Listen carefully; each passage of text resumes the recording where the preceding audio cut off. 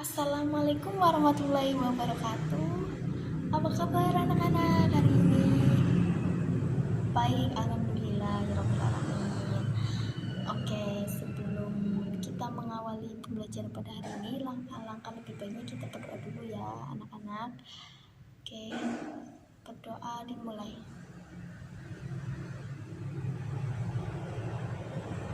Berdoa selesai.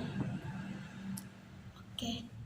Hari ini ibu akan mengabsen dulu ya. Ibu akan mengabsen. Sinta Fitriani hadirah, alhamdulillah. Mas Gunawan, Mas Nawaf, Mas Syuran, Mas Naki, Mbak Adiba, Mbak Humaira. Oh, alhamdulillah. Hari ini masuk semua ya. Oke. Alhamdulillah, berarti semuanya sehat semua ya. Oke, kita harus semangat belajar pada pagi hari ini. Oke, hari ini ibu akan menjelaskan materi tentang zakat. Di sini ada yang udah belajar, ada yang udah membaca. Oke. Ibu di sini akan menjelaskan mengenai zakat. Ya, langsung saja. Diawali dari pengertian zakat ya. Zakat, ada yang tahu zakat itu apa anak-anak? Ya betul, zakat fitrah ada ya. Oke.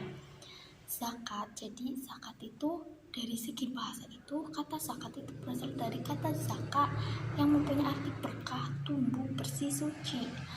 Sedangkan menurut istilah, zakat adalah memberikan sebagian harta yang telah mencapai nisab kepada pihak yang telah ditetapkan oleh syara dengan kadar tertentu. Jadi paham ya, zakat itu harus sebagian harta yang harus dikeluarkan karena sudah mencapai nisabnya gitu. Oke, selanjutnya ada hukum zakat. Hukum zakat itu wajib ya anak-anak ya, atau fardu atas setiap muslim yang telah memenuhi syarat-syarat tertentu. Dasar hukumnya ada di surat Al-Baqarah ayat 110 yang artinya, dan laksanakanlah sholat dan tunaikanlah zakat, dan segala kebaikan yang kamu kerjakan untuk dirimu, kamu akan mendapatkannya pahala di sisi Allah. Sungguh Allah Maha melihat apa yang kamu kerjakan. Tuh, jadi Allah Subhanahu wa taala itu sudah memberikan suatu keistimewaan kepada orang yang berzakat gitu ya. Terus kemudian ada tujuan zakat. Pastikan ada tujuannya ya. Tujuannya itu yang pertama ada mengangkat derajat fakir miskin.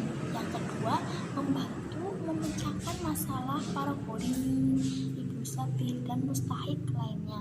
Kemudian yang ketiga ada membentangkan dan membina tali persaudaraan sesama umat Islam dan manusia pada umumnya. Yang keempat menghilangkan sifat kikir dan loba para pemilik harta. Jadi semakin kita banyak berzakat itu, jadi kita itu hatinya itu menjadi bersih gitu ya, tidak sombong, tidak semena-mena karena kita punya banyak harta terus kemudian kita itu kayaknya untuk diri sendiri, tidak untuk orang lain. Itu kita kan harus berbagi karena harta kita juga ada harta mereka gitu, seperti itu. Terus selanjutnya ada golongan penerima zakat. Ada yang tahu golongan penerima zakat itu ada berapa? 8. Iya betul, 8. Yang pertama itu ada fakir. Fakir itu mereka yang hampir tidak memiliki apa-apa sehingga tidak mampu memenuhi kebutuhan pokok hidup. Yang kedua ada miskin. Mereka yang memiliki harta namun tidak cukup untuk memenuhi kebutuhan dasar kehidupan. Yang ketiga ada amil, yaitu mereka yang mengumpulkan dan mendistribusikan zakat. Yang keempat ada mu'alaf, yaitu mereka yang baru masuk Islam dan membutuhkan bantuan untuk menguatkan dalam tauhid dan syariah. Kemudian yang kedua ya, yang kelima ya betul, rikob, yaitu budak atau hamba sahaya yang ingin memerdekakan dirinya. Kemudian selanjutnya ada horimin. Horimin itu orang yang berhutang untuk kebutuhan hidup dalam mempertahankan jiwa dan izzahnya. Kemudian ada fisabilillah, yaitu mereka yang berjuang di jalan Allah dalam bentuk kegiatan dakwah, jihad dan sebagainya. Dan yang ke-8 itu ada Ibnu Sabil. Ibnu Sabil yaitu mereka yang kehabisan biaya di perjalanan dalam ketaatan kepada Allah. Ya, seperti itu. Lanjut. Kemudian ada macam-macam zakat. Macam-macam zakat itu ada berapa ya anak-anak?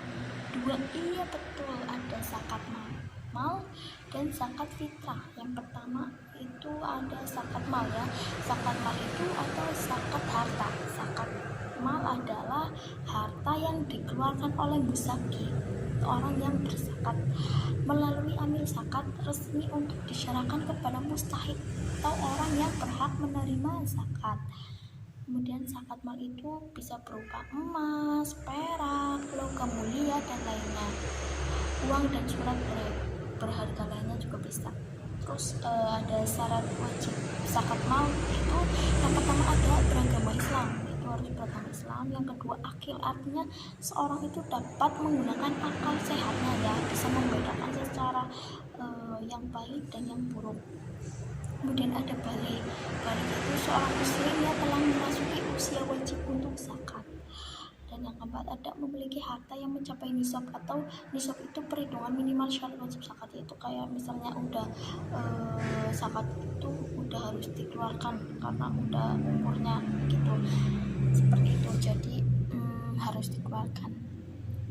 Kemudian ada cara menghitung zakat mal ya, itu bisa dibaca ya, ibu sudah membagikan PPT, bisa dibaca teman-teman supaya teman-teman itu nanti bisa mengetahui cara menghitung zakat itu seperti apa sih gitu ya. Itu bisa dilihat dari contohnya. Kemudian ada manfaat zakat mal. Manfaat zakat mal itu yang pertama mendekatkan rasa cinta dan kasih sayang antara orang kaya dan orang miskin. Kemudian yang kedua sebagai rasa syukur dan terima kasih kepada Allah Subhanahu wa taala atas nikmat yang telah diterima. Kemudian menumbuhkan sifat dermawan dan membersihkan diri dari sifat kikir. Dan juga ada membantu yang kekurangan, seperti itu ya. Segala sesuatu itu kan pasti ada manfaatnya ya teman-teman. Terus lanjut, yang kedua ada zakat fitrah. Zakat fitrah itu biasanya mau ibadah Idul Fitri ya, betul. Zakat fitrah itu adalah zakat yang wajib dikeluarkan oleh setiap muslim, baik laki-laki maupun perempuan, besar atau kecil, merdeka atau budak, pada awal bulan Ramadan sampai menjelang saat Idul Fitri gitu ya. Besarnya zakat fitrah adalah sebanyak 2,5 kg atau 3,5 liter bahan makanan pokok untuk setiap orang. Biasanya zakat fitrah itu biasanya beras ya anak-anak. Oke. Kemudian ada syarat wajib zakat fitrah. Syarat wajib zakat fitrah ada yang tahu apa saja? Iya betul, yang pertama tentunya Islam. Terus karena orang yang tidak beragama Islam itu tidak wajib membayar zakat fitrah. Oke, yang kedua ada memiliki kelebihan makan untuk dirinya dan keluarganya pada malam hari raya dan siangnya. Jadi ketika kita mau berzakat fitrah itu kita pastikan kita itu mempunyai harta untuk kita makan nantinya gitu ya. Terus lanjutannya ada waktu zakat fitrah. Waktu zakat fitrah itu kapan sih Bu? Nih, waktu zakat fitrah itu terdapat beberapa waktu zakat fitrah di mana umat Islam dapat memberikannya, yaitu awal atau pertengahan bulan Ramadan, akhir bulan Ramadan hingga waktu subuh, setelah sholat subuh pada akhir Ramadan atau sebelum sholat Idul Fitri, seperti itu. Kemudian manfaat zakat fitrah itu apa sih Bu? Biar apa sih? Agar apa gitu? Yang pertama itu ada membahagiakan orang yang kurang mampu mustahil saat Idul Fitri. Jadi kan ketika kita berzakat kepada orang yang kurang mampu, pastikan orang itu kan merasa senang ya, kita jadi didoakan dan orang itu bisa makan, seperti itu. Jadi kitanya juga yang memberikan ikut senang gitu. Kemudian menghilangkan sifat egois, kemudian sebagai rasa syukur kepada Allah Subhanahu wa taala atas nikmat yang diberikan, dan menolak musibah. Jadi kalau kita banyak berzakat, banyak bersedekah, jadi kita itu insya Allah menolak musibah. Jadi kita itu sering bersedekah, mengeluarkan harta benda yang kita punya. Jadi kan hidup kita terasa menjadi suci, bersih karena kita sering menolong orang lain, seperti itu ya anak-anak. Oke. Kemudian demikian penjelasan dari ibu secara singkat ya.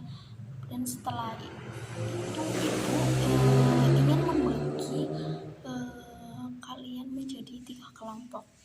Oke, setelah itu kalian itu mendiskusikan tentang materi pada hari ini yang sudah ibu jelaskan tadi. Nah, nanti perwakilan dari kelompok itu mempresentasikan hasil diskusinya. Oke, ibu kasih waktu 10 menit. Oke, udah selesai ya. Ya, sekarang ibu persilakan kepada kelompok 1. Siapa yang mau maju? Mas Nawab. Oke, silakan Mas Nawab. Oke, beri tepuk tangan. Bagus sekali ya presentasi dari kelompok 1. Selanjutnya kita akan mendengarkan presentasi dari kelompok 2. Silakan, siapa namanya? Mas Hijuran. Ya, silakan Mas. Ya, beri tepuk tangan. Bagus sekali ya, anak-anak ini pintar-pintar sekali, tegas dalam memberikan penjelasan tentang diskusi yang kelompok kalian sudah diskusikan. Oke, selanjutnya ada kelompok 3, yaitu kelompok terakhir. Silakan Mas. Oke, beri tepuk tangan. Iya, anak-anak cukup ini ya, dalam menyampaikan materi, dalam menyampaikan hasil diskusinya itu dengan tegas, lantang, sehingga teman-teman yang lain itu bisa paham ya. Oke, demikian pertemuan pada hari ini. Ibu mohon maaf ya kalau ibu mungkin ada salah-salah kata atau perbuatan yang tidak disukai atau seperti apa. Oh iya, ibu ingin memberikan tugas. Jadi minggu depan kan kita ketemu lagi ya. Jadi materi yang tadi ibu sudah jelaskan itu diresum, kemudian dikumpulkan minggu depan. Nanti ibu akan menilai IP. Oke, demikian yang dapat ibu sampaikan. Kurang lebihnya mohon maaf. Wabillahi taufiq wal hidayah. Assalamualaikum warahmatullahi wabarakatuh. See you on the next week. Bye bye.